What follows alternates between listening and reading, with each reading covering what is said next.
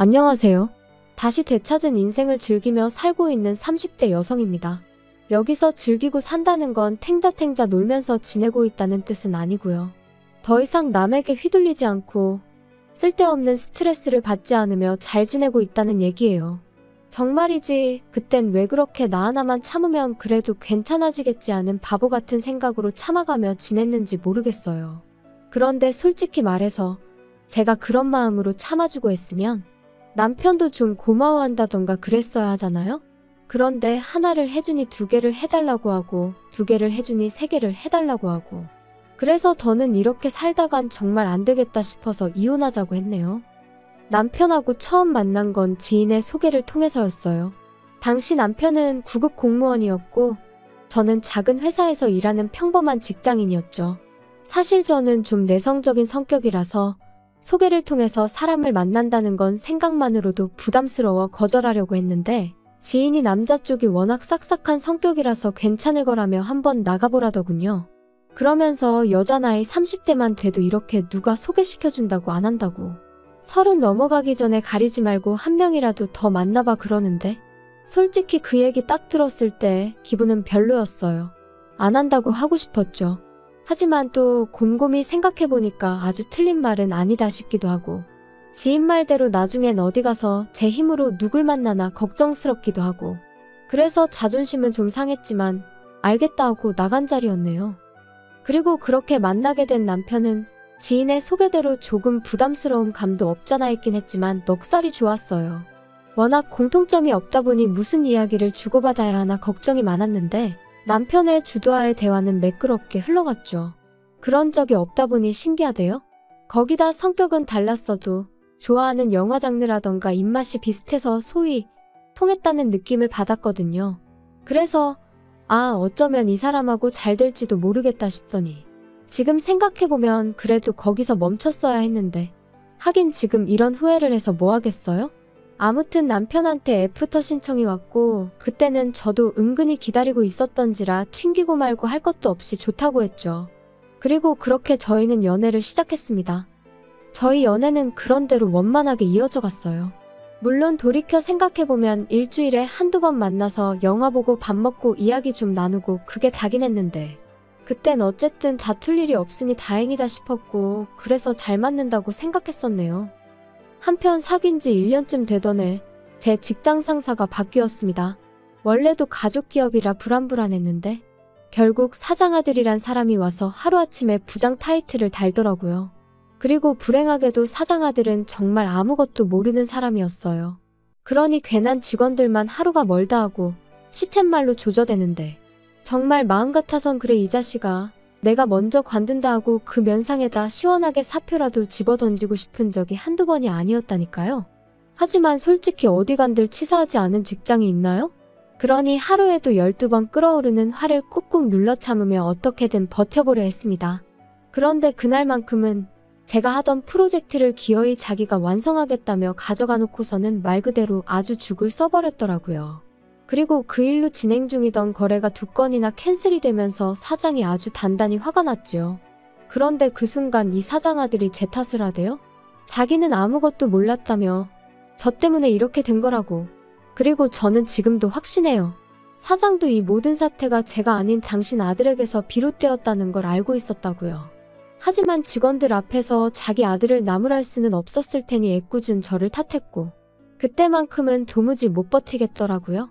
그래서 그냥 알겠다고 내가 나가면 되는 거 아니냐고 나와버렸습니다. 충동적이었지만 어쩔 수 없는 선택이었지요. 그런데 문제는 막상 회사를 그렇게 때려치고 나니 세상이 끝난 것 마냥 어찌나 불안하던지 말이에요. 당장 내일부터 출근을 안 해도 된다는 사실이 기쁘기보단 오히려 더 갑갑하게 느껴졌고 친정어머니에게는 어떻게 말씀을 드려야 하나. 하지만 제 우려와는 달리 친정어머니는 그동안 고생했다 하시며 이참에 앞으로 뭘 하고 싶은지 계획이 어떤지 찬찬히 정리를 해보라고 하시더라고요. 그리고 그렇게 고민 끝에 내린 결론은 이참에 내 장사를 해보자는 것이었어요. 중1 때 친정아버지가 돌아가셨고 이후로 줄곧 친정어머니랑 단둘이 살았습니다. 친정어머니는 여자 혼자의 몸으로 저를 어떻게든 제대로 키워내시겠다며 하루도 쉬는 날 없이 건물 청소부터 식당 주방일까지 닥치는 대로 일을 찾아하셨어요. 그리고 저는 그런 어머니를 귀찮게 하면 안 되겠다는 생각에 주변 또래들보다 조금 일찍 철이 들었죠. 덕분에 음식 솜씨도 꽤나 좋았고요. 그래서 식당을 해볼까 하는 생각도 들었던 모양이에요. 아무튼 오히려 지금이라면 겁이 났을 텐데 그래도 그땐 몇 살 어렸다고 겁도 안 났어요. 오히려 내가 식당을 차린다고 생각하자 그때부터 어찌나 설레던지 심장이 터질 듯 뛰기만 했네요. 그리고 저는 이러한 결정을 남편에게도 전했습니다.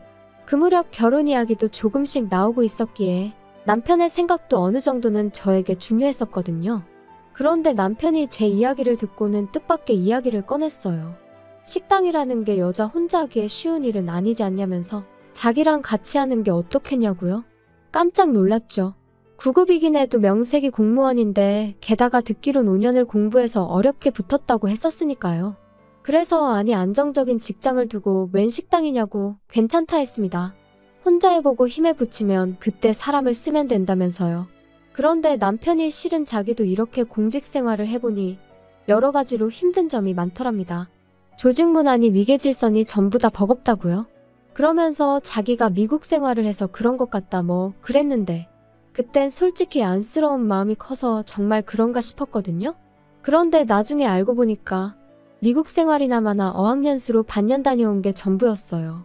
그래놓고 저한테는 걸핏하면 미국에서는 어떻고 저떻고 미국인들은 어떻고 저떻고 정말이지 그때로 돌아간다면 주절거리는 남편의 입을 탁 한 대 쳐버리고 싶다니까요. 아무튼 그래서 그래 아무렴 남보단 남편이 낫겠다는 결론을 내렸고 저희는 결혼과 동시에 식당을 차리게 되었습니다. 다만 결혼을 앞두고서야 남편이 제 예상보다 훨씬 적은 돈을 갖고 있다는 걸 알게 되었기에 제가 식당의 대표로서 남편을 고용하기로 했지요. 물론 당연히 남편도 어머님도 제 이런 결정을 마음에 들어하지 않았어요. 공동으로 창업을 한다더니 어째서 와이프가 사장이 되고 남편이 직원이 되느냐고요. 하지만 남편은 자기 이름으로는 죽어도 대출은 못 받는다 버텼기에 저로서는 어쩔 수 없는 선택이었네요. 신혼집은 제가 살던 전세집에서 시작하기로 했고 혼수는 남편이 해왔어요. 다만 제가 기존에 쓰던 가전제품 대부분이 멀쩡했기에 실제로 남편이 사온 건 침대 옷장 그리고 식기세척기 정도가 전부였죠.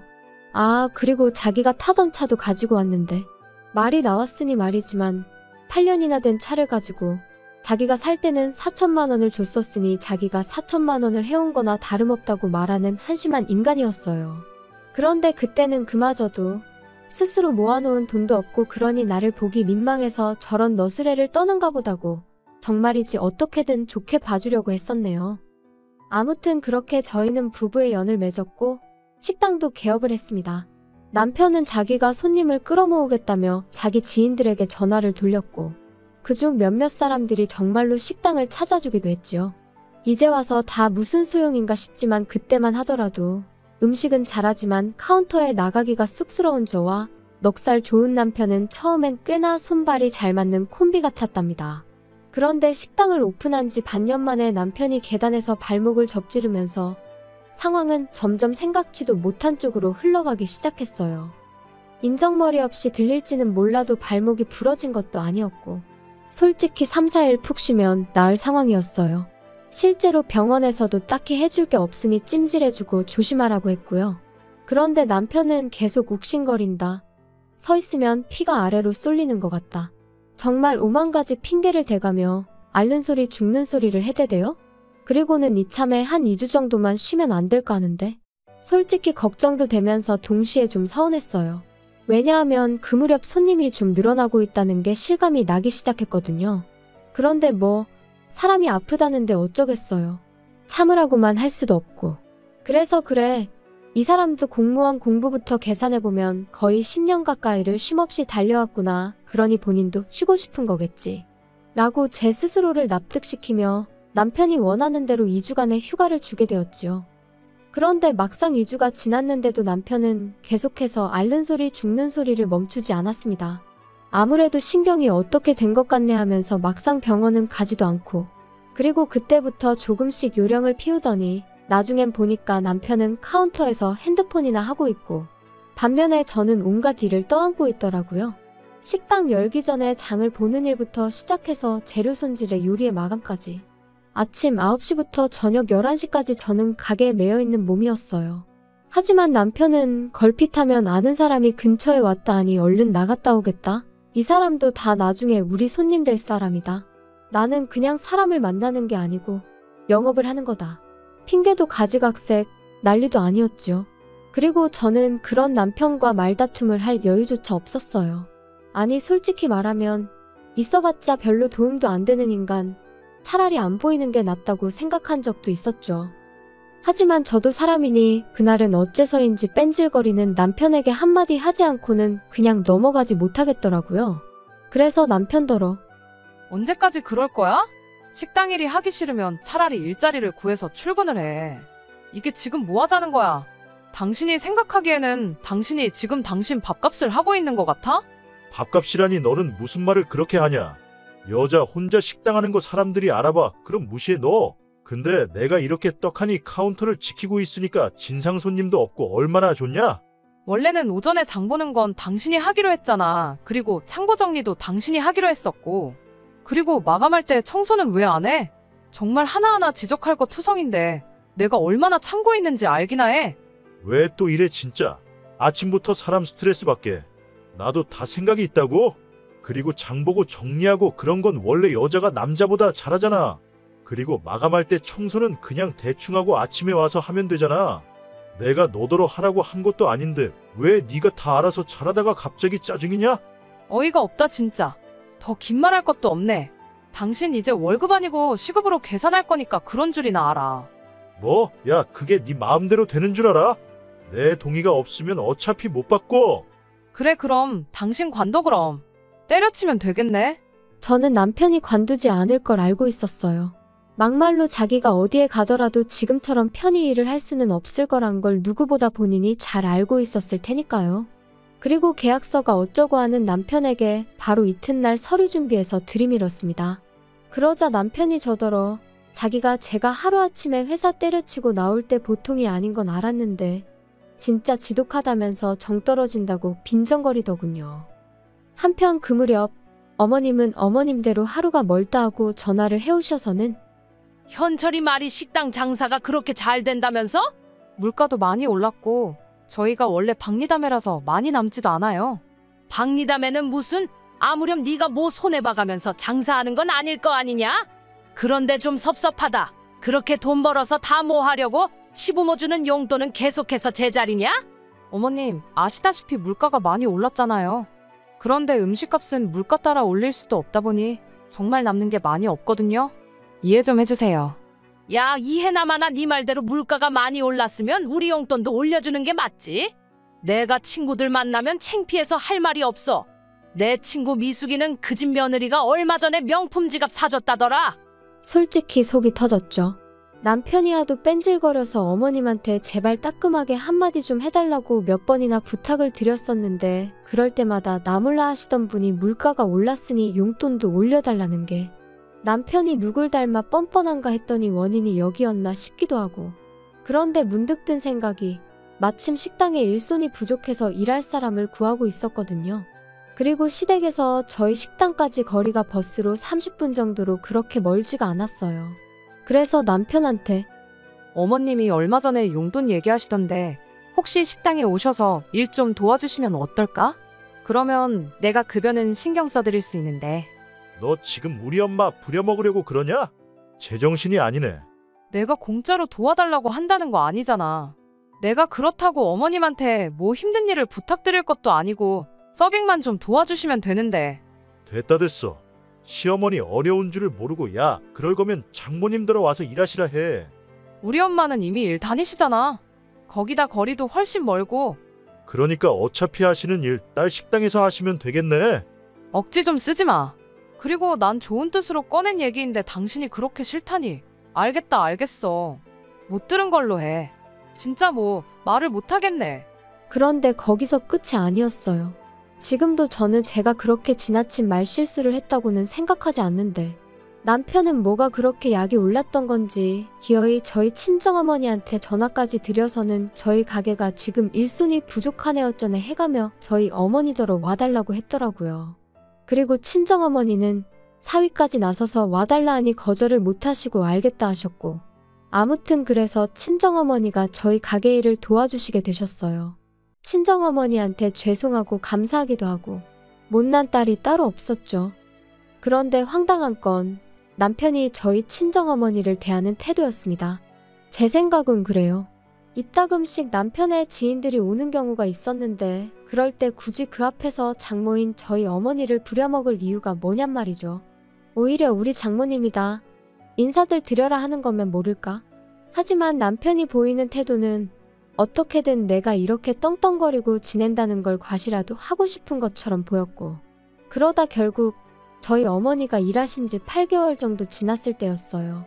제가 잠깐 자리를 비운 사이에 저희 어머니가 정말 처음으로 주문을 잘못 받으셨는데 그걸 가지고 다른 손님들도 다 있는 자리에서 소리를 질렀던 모양입니다. 다른 아르바이트생이 남자 사장님이 좀 심하시다며 저에게 귀틈을 해줘서 알았으니 망정이지. 그래서 그날 남편한테 네가 뭔데 내 어머니한테 소리를 질렀냐니까. 공은 공이고 사는 사지.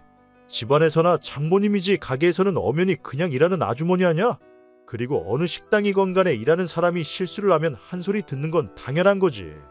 공이고 사고 장모님이면 상황이 어떻건 간에 그냥 장모님이지. 나는 뭐 할 말이 없어서 당신 지적 안 하고 그동안 오냐오냐 봐준 줄 알아? 그리고 당신이 뭔데, 식당 내에서 당신이 도대체 뭔데 어머니한테 소리를 질러? 대표는 엄연히 나야. 소리를 질러도 내가 질러. 이야, 그 코딱지만한 가게로 드디어 유세를 떠는구나 네가. 남편과 저는 그날만큼은 정말 주먹만 오가지 않았지 크게 싸우게 되었고, 그때 이후로 저는 이따금씩 이혼 생각을 하게 되었습니다. 하늘의 맹세코 결혼을 통해 그 어떤 이익을 바란 것도 없었고 그저 다른 사람들처럼 안정된 가정을 꾸리며 평범한 인생을 살고 싶었을 뿐인데 어디서부터 어떻게 꼬여버린 건지 제 스스로가 한심하더라고요. 한편 친정어머니도 그날 일로 충격이 크셨는지 결국 한 달쯤 지나 그만 나오고 싶다 하시대요. 일부러 그런 건 아니겠지만 당신도 사람인지라 마음이 상했다 하시며 온 가족이 한 공간에 있어서 좋을 게 없는 것 같다고. 씁쓸한 어머니의 표정을 보고 있자니 얼마나 죄송스럽고 우라가 치밀던지. 아무튼 저는 그런 어머니의 마음을 조금이라도 달래드리고자 퇴직금이라고 말하면 좀 그렇지만 유럽 여행을 생각해냈어요. 평생 일만 하시던 어머니셨으니 이참에 저도 눈 딱 감고 한 열흘 어머니랑 같이 쉬어볼까 생각한 거죠. 그런데 이 이야기를 듣곤 남편이 노발대발 날뛰기 시작했습니다. 장모님하고 어딜 간다고? 유럽?